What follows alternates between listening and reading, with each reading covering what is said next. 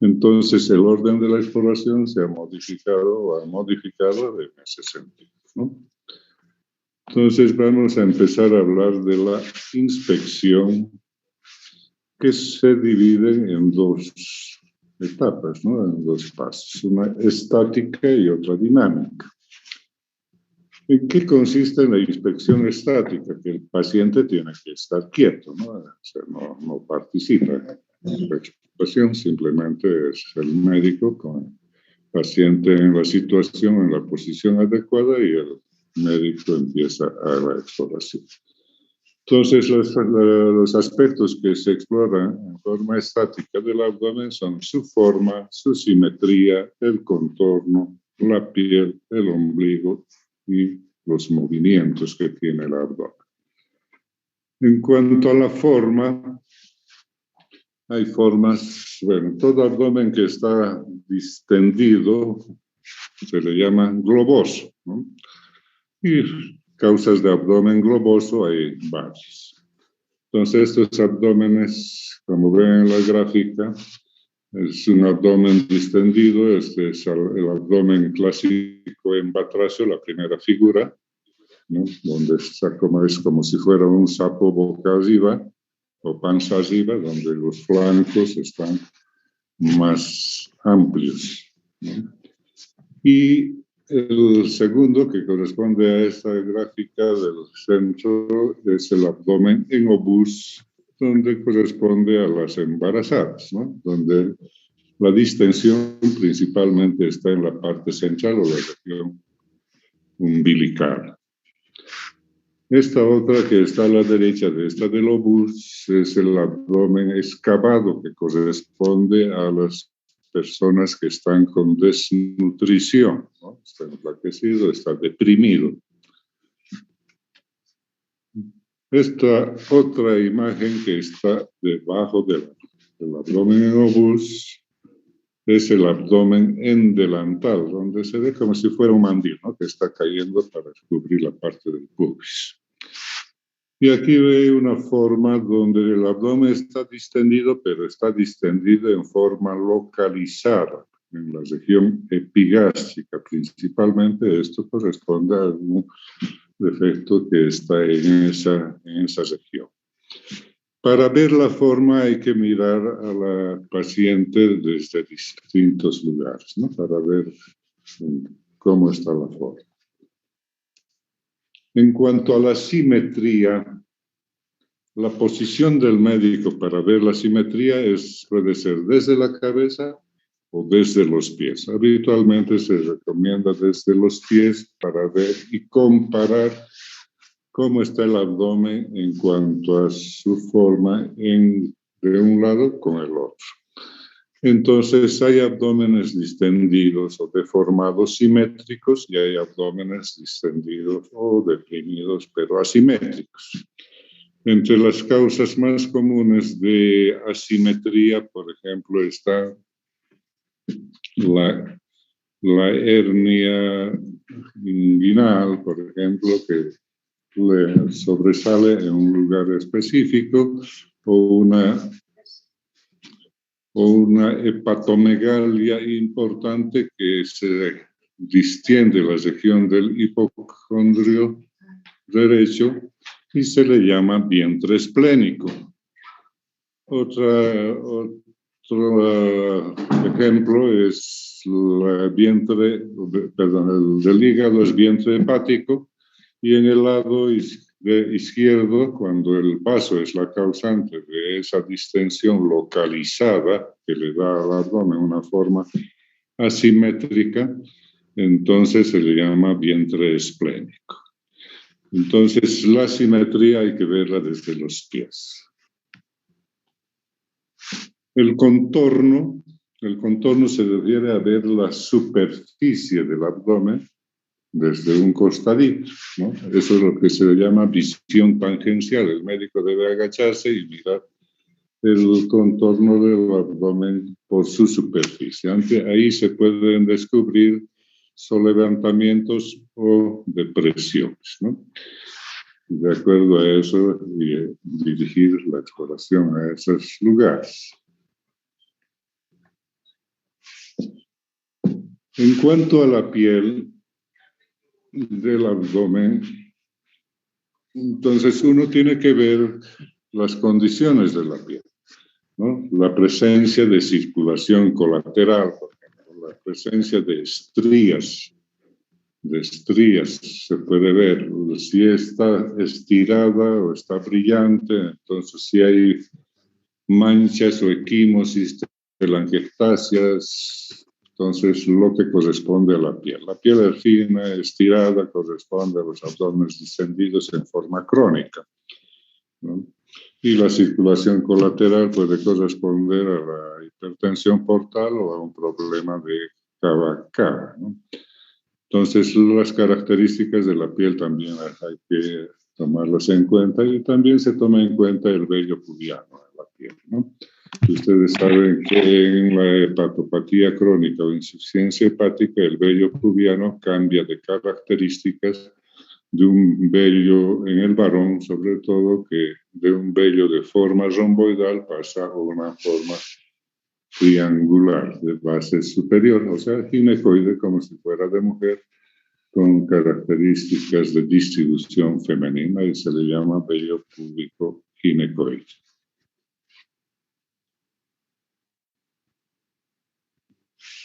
En cuanto al ombligo, el ombligo tiene una posición y una forma normal. Aquí, aunque no se ve la forma, pero se ve su posición. La forma normal es como un mamelón, se deja ver, bueno, una forma como un huequito que se deja ver el fondo en condiciones normales, ¿no?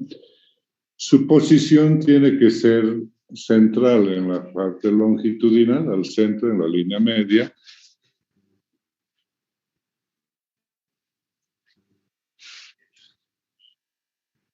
Al centro en ese sentido.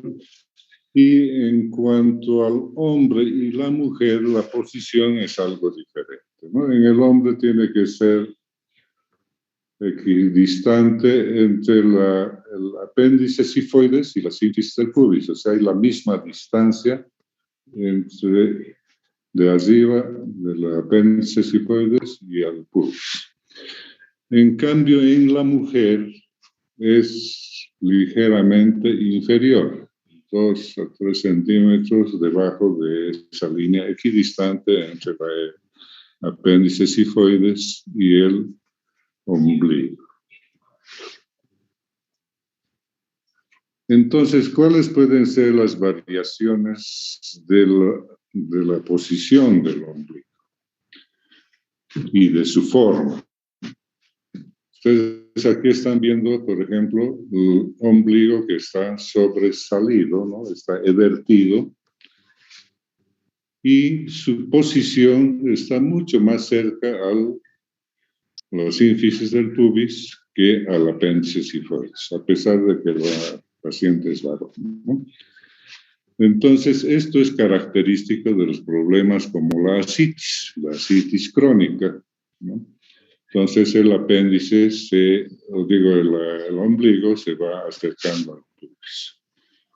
En caso de las embarazadas, como se ve, en cambio, el ombligo tiende a irse hacia arriba, como el problema, o no es el problema, sino lo que está generando esa desviación en la posición del ombligo, está en la parte inferior, pareciera que empuja al ombligo hacia arriba, ¿no?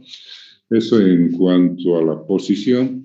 Y también en cuanto a su posición, a veces el ombligo está retraído, digamos, en este lado, desviado hacia el lado derecho en caso de apendicitis. Eso se debe a la contracción defensiva de los músculos de la zona inflamada. En caso de la apendicitis, cuando el ombligo se desvía a la derecha, se llama signo de Sutro.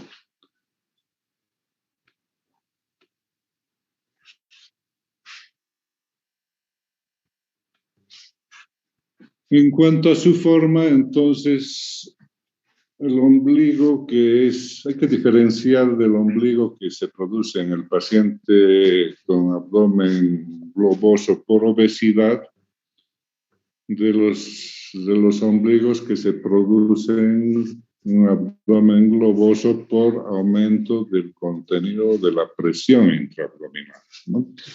En caso de la obesidad se llama el ombligo en embudo, donde se ve la parte externa ensanchada como la parte amplia del embudo y hacia adentro el ombligo está apretado, ¿no? Como la parte apretada del embudo. Entonces no se llega a ver el fondo. En cambio, en los pacientes que tienen el abdomen distendido o globoso por problemas de aumento del contenido y la presión intraabdominal, el ombligo primero se va aplanando y después se va evirtiendo. Entonces, es la forma de diferenciar a la obesidad como causa de abdomen globoso de los problemas intraabdominales con aumento de la presión.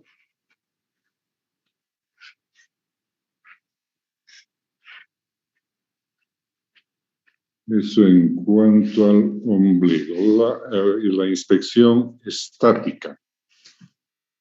En la inspección dinámica, ahí sí recurrimos a algunos movimientos o que le pedimos al paciente que haga, ¿no? Entonces, la colaboración del paciente, o sea que esto se va a poder hacer cuando el paciente pueda colaborar, obviamente. Entonces, la inspección dinámica principalmente está determinada para identificar masas. Si las masas corresponden a problemas intraabdominales o problemas de la pared. Por ejemplo, en caso de hernias, ¿no? O que sospechemos una hernia o una masa en ombligo. Al paciente le pedimos que levante la cabeza o que trate de sentarse y observamos la masa desde un costado, visión tangencial. Entonces, si la masa es de contenido intraabdominal, la masa va a aumentar de tamaño. Si el problema es de la pared, la masa no va a modificarse o incluso va a tender a disminuir de tamaño, ¿no? Entonces es una forma de diferenciar las masas de contenido intraabdominal de las masas que son dependientes plenamente de la pared.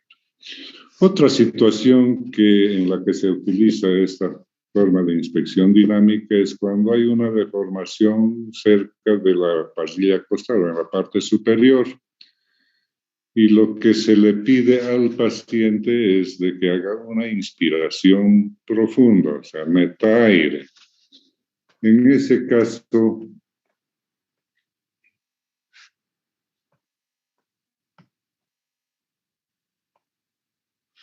por ejemplo, si la deformación está en este lugar, se le pide al paciente que meta aire. Entonces, si el problema está relacionado con el hígado o con el diafragma, entonces la masa va a descender con la inspiración, ¿no? Entonces, eso indica que el órgano afectado es algo que está en relación con el diafragma y al meter el aire, el diafragma se contrae, se aplana y empuja hacia abajo a la estructura correspondiente. Si esto no sucede, entonces el problema es de la pared, ¿no? En vez de ir hacia abajo, viene hacia adelante, en sentido anterior, entonces el problema es de la pared. Eso en cuanto a la inspección dinámica. Ahora viene, después de la inspección, lo que se hace es la auscultación, ya dijimos en el orden, es modificado en el abdomen por las razones que se ha mencionado. ¿Y qué busca la auscultación? Fundamentalmente buscan tres cosas, ¿no? El peristaltismo, ruidos vasculares y frotes. Normalmente el peristaltismo. ¿no? El peristaltismo normal, o sea, del peristaltismo lo que se busca es su frecuencia, su tono y su intensidad. El peristaltismo, dije, tiene una frecuencia de 5 a 35, es un margen bastante amplio, ¿no? Entonces, ahora, ¿dónde hay que escuchar el peristaltismo? El peristaltismo principalmente está dado por la actividad motora del intestino delgado. El intestino grueso tiene también actividad motora, pero no es tan notoria, ¿no? No es tan intensa. Entonces, la mayoría del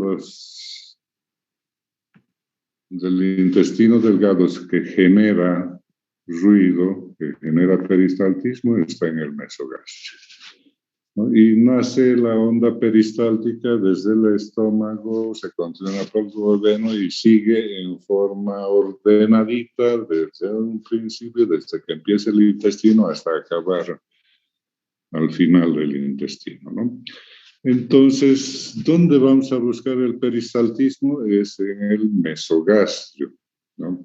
Es suficiente colocar en un solo lugar, ¿no? Colocar el estetoscopio en un punto del mesogastrio y esperar los ruidos para que aparezcan, ¿no? El peristaltismo no va a saltar lugares.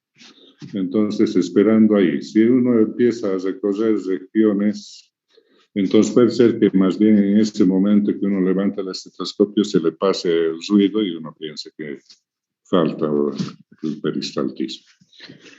¿Cuánto tiempo se escucha el peristaltismo? Si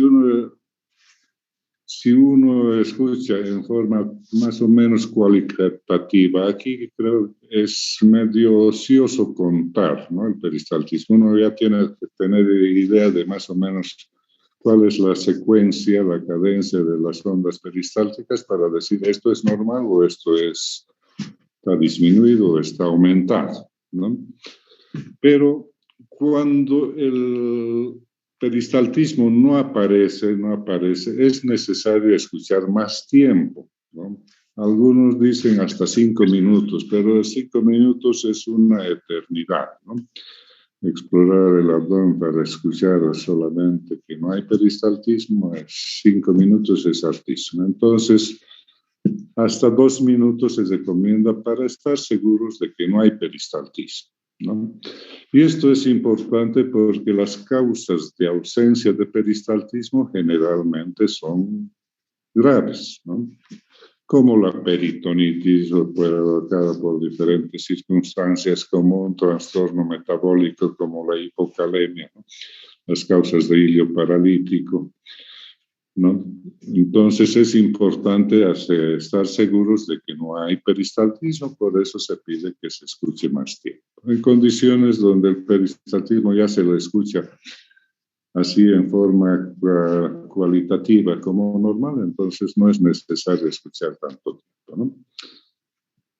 Eso en cuanto a su frecuencia y el lugar donde debe uno escuchar el peristaltismo, solamente en el mesogastrio.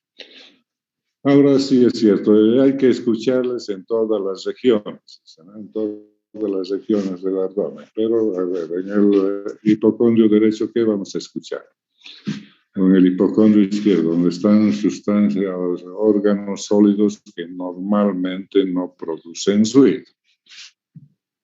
Hemos mencionado que aparte del peristaltismo, los ruidos hidroaéreos, hay que escuchar también los ruidos vasculares. ¿Y a esto a qué se refiere? Se refiere a la presencia de soplos. ¿En qué lugares se pueden escuchar soplos? Cuando la aorta está dilatada, que se llama aneurisma, y generalmente esto es en el trayecto de la aorta, ¿no? Que está ligeramente a la izquierda de la línea media del abdomen. Entonces ahí colocamos el estetoscopio y vamos a escuchar el soplo. Generalmente es histórico. ¿Qué otras situaciones pueden producir soplo? La estenosis o la hipertrofia de la arteria renal, que se la va a buscar en esta región o en la parte posterior, en la región renal. ¿En quiénes vamos a buscar ese ruido? La estenosis renal de la arteria renal es una causa de hipertensión que se llama renovascular, ¿no? Esto suele ser congénito y a veces después con el tiempo también en forma adquirida. Entonces, esto genera hipertensión. Entonces, vamos a buscar esos ruidos vasculares del soplo en la arteria renal en los pacientes que tengan hipertensión refractaria, que sea difícil de tratar y suele ser en jóvenes, ¿no? Después no es necesario buscar en todos los pacientes ese ruido. Otro ruido vascular que se suele encontrar es el soplo venoso que se produce por la permeabilización de la vena umbilical en casos de hipertensión portal, generalmente producidos por cirrosis, y se escucha un soplo venoso en esta región, ¿no? Obviamente esos pacientes también van a tener una circulación colateral importante. Ahora, el otro punto que os he dicho que hay que auscultar es la presencia de frotes. Los frotes son esos ruidos que se producen porque se frotan dos superficies que normalmente no producen ruido, como son el peritoneo parietal con el peritoneo visceral. Ahora, ¿en qué condiciones esa situación va a producir ruido? Cuando hay inflamación o cuando hay proliferación e infiltración por algún proceso que produce o que genera que esas superficies no sean lisas como normalmente son y tengan algo de irregularidades. Entonces, son situaciones que se van a producir en caso de perihepatitis y periesplenitis, o sea, inflamación de la superficie periférica de estos órganos. Ahora, ¿en qué pacientes vamos a buscar? Tampoco vamos a buscar en todos, ¿no? Sino de los que se quejan de dolor en estas regiones. Dolor en hipocondrio derecho o dolor en hipocondrio izquierdo, que están relacionados con la inflamación de la superficie del hígado o de la superficie del vaso, ¿no? Entonces, solamente en esos casos. Entonces, fundamentalmente la auscultación dirigida a buscar el peristaltismo y en casos si hay situaciones particulares en buscar ruidos vasculares o frotes. En cuanto al peristaltismo, también vale la pena resaltar que hay algunos peristaltismos que son característicos, como en el caso de la obstrucción intestinal mecánica, ¿no? Donde el problema de la obstrucción es, o sea, del ilio es una obstrucción, o sea, está tapándose la luz del intestino por diferentes procesos. Entonces, lo que hace el intestino es tratar de superar esa obstrucción aumentando la fuerza de la contracción y la frecuencia también, ¿no? Entonces, está luchando por superar esa obstrucción. Y obviamente, la parte superior a la obstrucción se va a ir dilatando. Entonces, una estructura que se adelgaza y que produce una contracción enérgica va a producir un ruido también más intenso y de una tonalidad más aguda, que se la describe como un tono metálico y se le llama como el peristaltismo de lucha. Entonces, eso es típico de la obstrucción mecánica del ilio, ¿no? La variedad mecánica del ilio.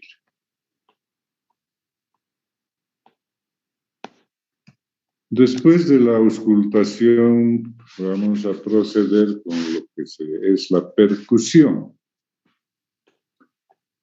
Los objetivos de la percusión van a ser delimitar órganos, detectar masas, líquido como la citis o aire en el lugar que no le corresponde, ¿no? Entonces, esos son los objetivos de la percusión. Ahora, en cuanto a la técnica, vamos a determinar la técnica de acuerdo al tipo de abdomen que sea, ¿no? Si es un abdomen normal, de forma normal, la técnica corresponde a iniciar la percusión de arriba hacia abajo, en línea axilar anterior, siempre de arriba hacia abajo, en la línea medio clavicular y en la línea media, al otro lado igual. Entonces, en esas líneas, ¿por qué de abajo hacia arriba? Porque de paso integramos con la exploración del hígado, del vaso, ¿no? Para encontrar su límite inferior. Entonces, de una vez se integra la percusión también para delimitar estos órganos. Ahora, cuando el abdomen es globoso, aquí estamos viendo una forma de distribución o de la percusión en forma radiada,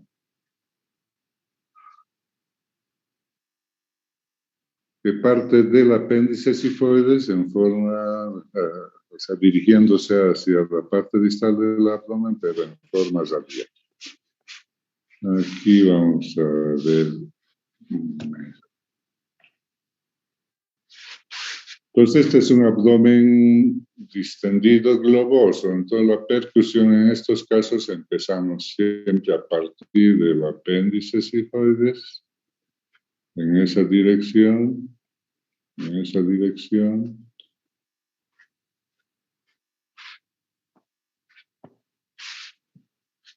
¿Y qué vamos a encontrar? En caso de ascitis, lo típico que ustedes conocen es que vamos a encontrar de un sonido que es timpánico en esta parte, porque los intestinos que contienen aire están flotando en el líquido, entonces va a ser timpánico y va a cambiar a mate.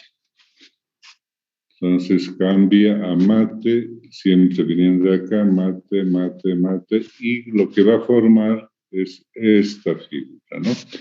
La matidez de concavidad superior, que es típico de la ascitis. Es uno de los signos de percutorios típicos de la ascitis. Ahora, cuando encontramos un abdomen también distendido, pero la matidez no se produce con esta forma, sino en este sentido, o sea, de convexidad superior, eso va a corresponder, por ejemplo, a un embarazo, puede corresponder a una vejiga que está muy llena, a un tumor de útero o a un quiste de ovario, ¿no? Que te da esta forma típica de la matidez de convexidad superior. Eso en cuanto a la forma de percutir de acuerdo al tipo de abdomen que tengamos, ¿no? Entonces, si es globoso en la forma radiada a partir del apéndice sifoides. La palpación, el último paso de la exploración abdominal, se divide en superficial, moderada y profunda. La palpación superficial lo que busca es la superficie, la sensibilidad, la temperatura y su tensión. La superficie del abdomen se busca con la mano, palma de la mano, totalmente extendida, acomodada a la forma del abdomen y se recorre simplemente por todo el abdomen, por las diferentes regiones, y esto busca sobre levantamientos, alguna deformación en la superficie del abdomen. Le llaman el mano de escultor de Merz. El segundo punto que se busca es la sensibilidad, que consiste en buscar zonas más sensibles que otras.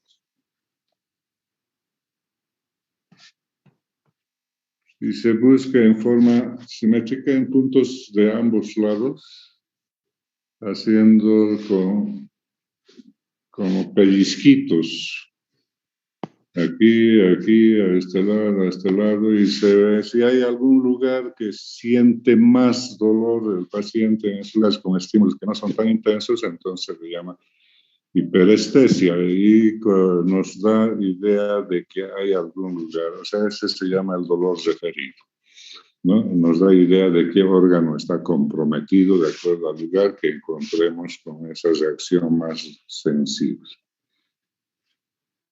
Después de eso, la temperatura se busca con el dorso, como hacen las mamás, con el dorso de los dedos o de la mano, también recorriendo los diferentes lugares. Aquí se trata de buscar lugares más calientes del abdomen, no de la temperatura corporal en general, sino algún lugar caliente en el abdomen. Encontramos un lugar caliente y decimos este es el lugar inflamado, ¿no? Puede corresponder a la vesícula, a la apéndice, a un absceso en la pared del abdomen también, entonces nos indica eso, ¿no? Y finalmente, dentro de la palpación de la pared, la mayoría de la parte de la palpación superficial está la tensión de la pared, que se refiere a la resistencia que tiene la pared del abdomen, ¿no? A la parte muscular.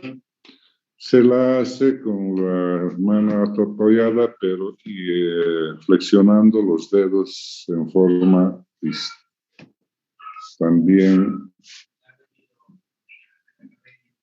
distal. Entonces, también en forma simétrica recorremos el abdomen apoyando la mano.